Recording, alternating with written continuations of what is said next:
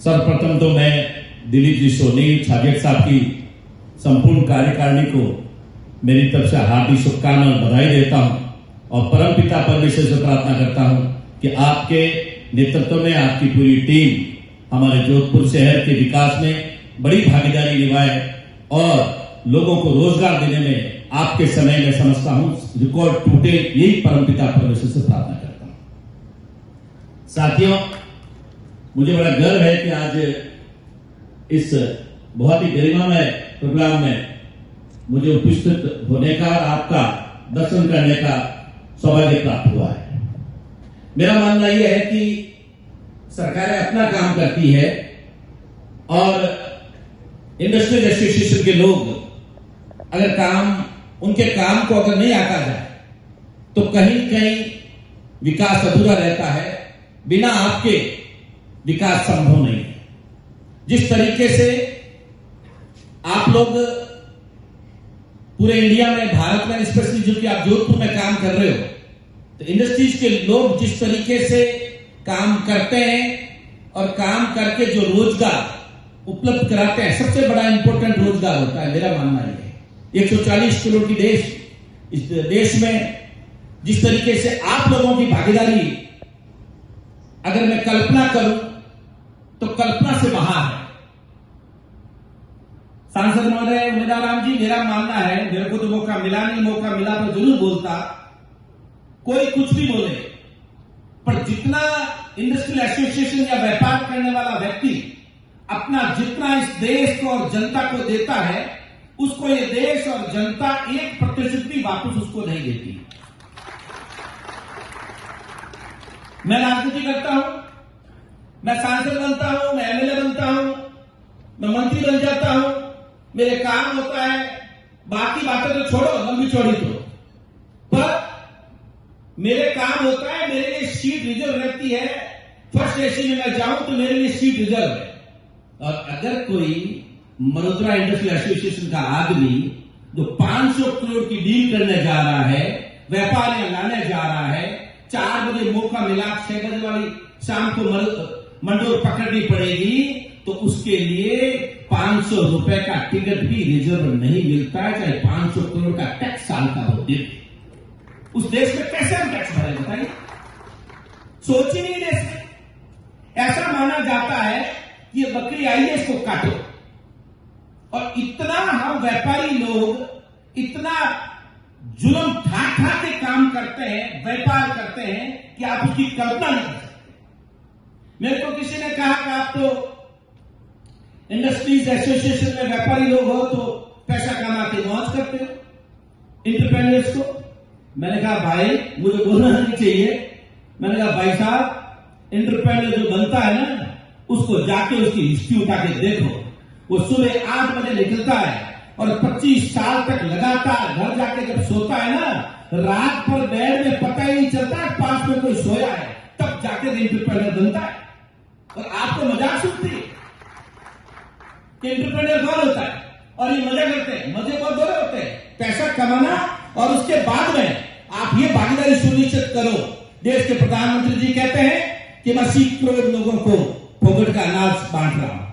अरे भाई साहब, आप तब बांट रहे हो जब हम बिना नींद लिए मेहनत करते हैं, हम टैक्स देते हैं, उसको आप बांटते हो। आप तो उसमें भी 5-10 लाख रुपए महीने के कमा के ले जाते हो। आप क्या बांटते हो? इंडस्ट्रियल एसोसिएशन में बांटते हैं।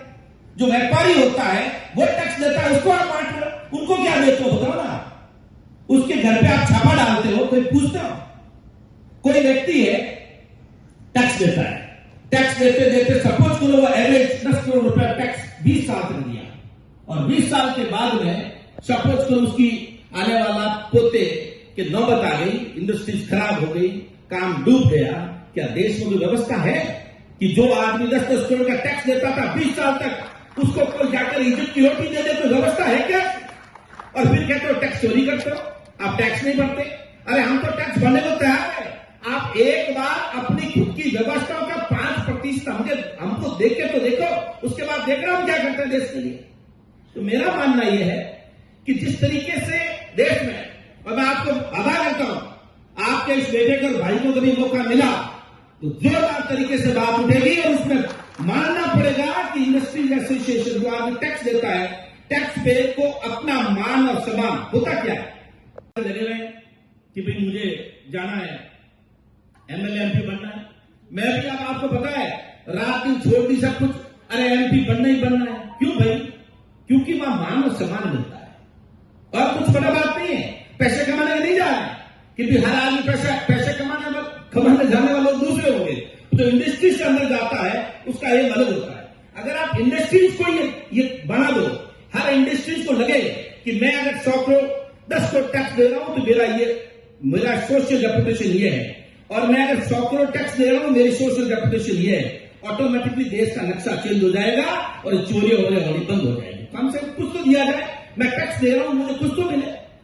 हमारे जोधपुर में जिस तरीके से रिक्वायरमेंट है, उमेदवार जी और आपसे सांसद महोदय ज्यादा आशा है, जिस तरीके की हमारी कांग्रेस में अशोक गहलोत साहब के समय और हमारी मनमोहन सिंह जी सरकार के समय जो आपके वहां पचपदरा में जो रिफाइनरी आई है, उस रिफाइनरी का जो जितना बेनिफिट और उसकी जो इंडस्ट्रीज लगनी है, उसमें अपन को मिलकर बड़ा काम करना चाहिए और उसमें आपकी बड़ी भूमिका की रिक्वायरमेंट है। और उसमें पचपदरा से लेकर जोधपुर तक कोई लंबा एरिया नहीं है, 80 किलोमीटर का रास्ता है। मेरा मानना है कि पूरा इंडस्ट्रियल जोन में जाकर के इतनी बड़ी और बड़े लोग, बड़े इन्वेस्टर आ जाए कि उसका कायापलट हो जाए। मेरा एक और मानना है सांसद महोदय, और मेरे से तो बहुत ही मेरे पिता तुल्य बुजुर्ग सामने बैठे हैं, पर एक बात मेरी और मानना है। मेरा मानना है कि केवल सरकार की तरफ देखने से रोजगार नहीं बढ़ सकता। अगर कोई नेता, और नेता में मैं चाहूंगा बड़ा नेता, मतलब मुख्यमंत्री लेवल पे, भाई मैं एक छोटा सा कोई आदमी 4000 गज के प्लॉट में एक मॉल बनाता है, उस मॉल में करीब 40 लाख रुपए मंथ का रेंट आ जाता है। आपको पता है 40 लाख रेंट पे टैक्स कितना भरना पड़ता है? 18% जीएसटी है, तो कितना हो गया? 8 लाख, 7.5 लाख। एक मॉल जो पुणे में बना रहा है कोई यहाँ का इंडस्ट्री, उमेदवार राम जी, उसको पांव पकड़ के आप यहाँ ले आओ कि भाई साहब वहां मत बनाओ, हमारे जोधपुर बनाओ। वो 8 लाख टैक्स वहां नहीं देने वाला, यहाँ देगा। वो 8-8 लाख करके इतने लोग अगर आप इंडस्ट्रीज बढ़ा दोगे तो जोधपुर का, राजस्थान का टैक्स कलेक्शन कहां जाके खड़ा होगा बताओ। और यहाँ अगर कोई आ जाए बनाने, आज बेटा शुरू करता है तो पोतों को जाकर परमिशन मिलती है, कब आप चला गया। हालत इतनी खराब, जबकि देश के प्रदेश के मुख्यमंत्री की और इंडस्ट्रीज के नेताओं की, इंडस्ट्रीज के अध्यक्ष की यह जिम्मेवारी है कि जहां कहीं पर भी हमारे शहर का कोई व्यक्ति, चाहे कलकत्ता, चाहे किसी भी शहर में कहीं अगर वो काम कर रहा है, उसको जाकर के और उसको ऐसी व्यवस्था करें कि वो यहाँ आए, हमारे राजस्थान में इंडस्ट्रीज लगाए, यहाँ इंडस्ट्रीज का माहौल बने। यहाँ तो हालत खराब है। कोई आदमी क्या परमिशन अगर मिल जाए किसी भी चीज की, सरकार से कागज जेब में डाल दे, उस दिन वो सोचता है मेरा 50% प्रोजेक्ट तो कंप्लीट हो गया। हालत इतनी खराब है। यहां पर मैं तो उम्मीद ये करता हूं अपनी आने वाली पीढ़ियों से भी और आपसे, स्पेशली इंडस्ट्रियल एसोसिएशन के सभी मेंबर से, कि भी ये बात है तो हिंदुस्तान में जीना है तो साथ ही लेके जीना पड़ता है और हम जिएंगे। पर हमारा पहला कमिटमेंट ये होना चाहिए कि हम ऑनेस्टी से जो देश को सर्व कर रहे हैं, हम ज्यादा से ज्यादा रोजगार कैसे पैदा करें तो कि हमारे आने वाली पीढ़ी नयापन करे। R&D में सबको मिलकर के, मेरा मानना है कि एसोसिएशन को मिलकर R&D में कुछ न कुछ करना चाहिए, तो पता चले हम किस तरीके से नयापन करें जिससे हमारा देश और हमारा जोधपुर शहर आगे बढ़े। 2-3 बातें प्रयास साहब ने अच्छी उठाई है। जो ये नहर वाली बात आपने करी है, कॉरिडोर वाली, वेस्टर्न कॉरिडोर की, मेरा मानना यह है कि जितनी नहर उमेदवार राम जी आपके क्षेत्र में आती है और कुछ क्षेत्र मेरा जोधपुर का भी लगता है, नहर सैंक्शन है, नहर का बजट पास है, पानी कहां से आएगा ये भी तय है। उसके बावजूद भी कम से कम 20% ऐसी नहरें पड़ी है जो अभी भी बंद है और लोगों को पानी नहीं मिल रहा है। सबसे पहले तो उस मुद्दे को जोर शोर से उठा के और उस मुद्दे को किया जाए। आपके मंच के माध्यम से मैं मेरे जोधपुर के सांसद महोदय से भी अपील करता हूं कि आपने कहा था कि एक मौका और दे दो तो अगली बार मैं सबको पानी पिला दूंगा, तो जनता ने आपको मौका दे दिया है गजेंद्र सिंह जी। मैं उम्मीद करता हूं आपको बधाई हो कि अब आप